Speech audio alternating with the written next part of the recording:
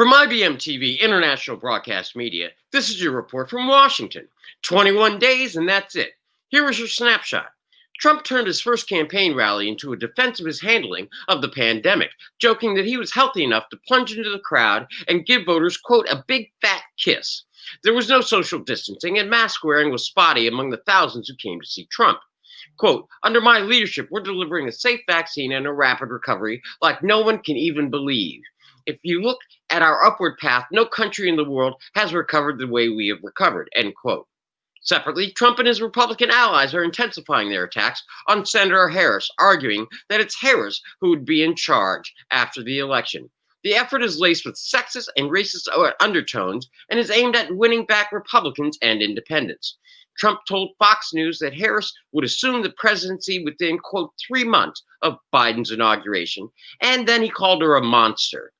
It is really an effort to say to their base, look, we don't want a black woman to be president, said Representative Marcia Fudd, Democrat of Ohio. Quote, we don't want this black person to take over in case something happens to Joe Biden, end quote. Quote, there are those in the country who need to raise their voices and say this is un-American. We cannot tolerate this in a multiracial country. Biden, for his part, made 2 campaign stops in Ohio. In Toledo, Biden addressed the United Auto Workers. He praised unions and argued that he represented working class values, while the Republican Trump cared only about impressing the Ivy League and country club set. Quote, I don't measure people by the size of their bank account. Biden said, quote, you and I measure people by the strength of their character, their honesty, their courage. He turned his back on you. I promise you, I will never do that. The longer Donald Trump is president, Biden added, the more reckless he gets. On the money trail, buoyed by massive fundraising success, Democratic Senate candidates are mounting a push in Republican states. In South Carolina, Democrat Jamie Harrison shattered fundraising records with a $57 million haul. MJ Hager in Texas reported raising over $13 million. In deep red Kentucky, Amy McGrath posted strong fundraising numbers. In Mississippi, Mike Epstein reported raising $4 million. But the flood of money is so large, it's not clear at all whether the recipients will have time to spend it. On voter turnout, the chance to cast ballots on Georgia's first day of in-person early voting Monday had thousands of people waiting for hours to make their voices heard. Eager voters endured waits of 6 hours or more in Cobb County, which was once solidly Republican. Generally, over 10 million votes have been cast so far in over 27 states, a harbinger of a record-shattering election, or as Trump would say, quote, it's going to be really big, big and beautiful, end quote.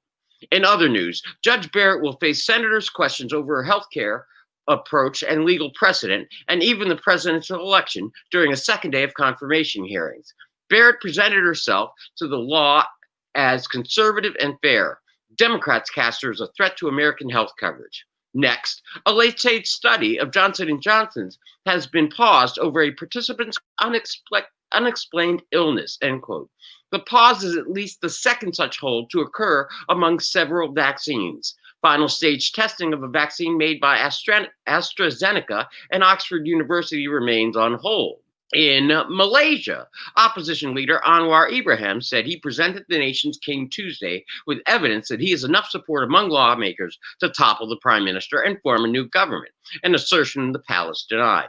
Anwar said the monarch pledged to abide by the Constitution and would consult leaders from other parties before making a decision.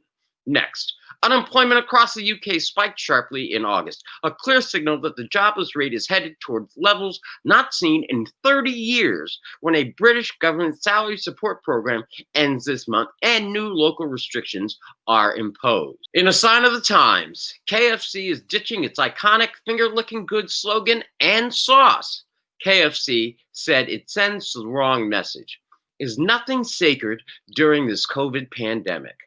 Finally, the current COVID death toll from Johns Hopkins is over 215,086 American souls lost and 1,081,127 global souls lost with no vaccine in sight. That is your report for October 13, 2020 from IBMTV, International Broadcast Media, smarter television for a smarter global community, from dictatorships to democracies around the world. Good morning, good afternoon, good night. I'm Bill Trezevant.